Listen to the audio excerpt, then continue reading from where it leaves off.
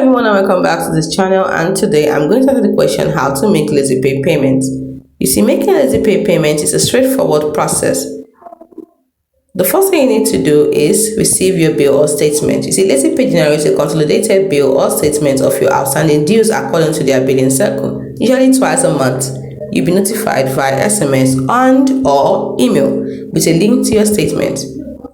You can repay outstanding amount through several methods. You can do that through the LazyPay app. What you do is simply go to LazyPay tab or home screen on your mobile app and look for the Pay Now or Pay Bill option. You can also click on the repayment link sent to your registered mobile number or email address.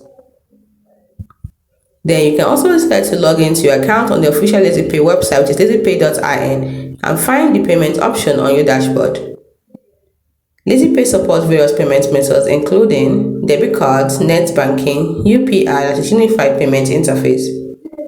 Select your preferred payment method and follow the on-screen instructions to complete the transaction. This may involve entering card details, logging into your bank's net banking portal, or using your UPI ID.